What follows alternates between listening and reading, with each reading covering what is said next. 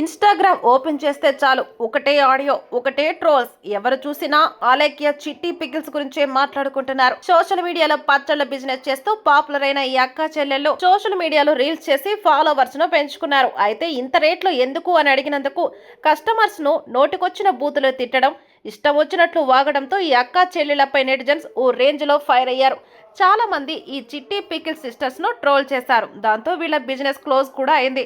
ఇప్పుడు తిరిగి స్టార్ట్ చేశారు కూడా. అయితే ఈ సిస్టర్స్ లో రమ్య అనే అమ్మాయి నెటిజన్స్ ను విశేషంగా ఆకట్టుకుంది. ఇన్స్టాగ్రామ్ లో క్రేజీ రీల్స్ చేస్తూ నెటిజన్స్ దృష్టిని ఆకర్షించింది. హాట్ గా రీల్స్ చేస్తూ ఫాలోవర్స్ ను ఆకట్టుకుంది రమ్య. అలేఖ్య పికిల్స్ కు రమ్యనే బ్రాండ్ అంబాసిడర్. ఈ అందాల బ్రహ్మ ప్రమోట్ చేసే వరకు చాలా మందికి అలేఖ్య చిట్టి పికిల్స్ గురించి తెలియదు.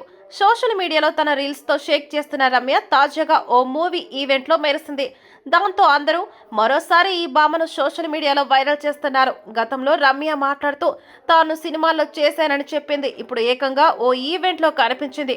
అశ్విన్ బాబు హీరోగా నటిస్తున్న వచ్చినవాడు గౌతమ్ అనే సినిమా టీజర్ రిలీజ్ ఈవెంట్లో రమ్య కనిపించింది. చిట్టి పికిల్స్ రమ్య సినిమాలోకి వచ్చేస్తుంది అంటూ మీమ్స్ చేస్తున్నారు నెటిజన్స్.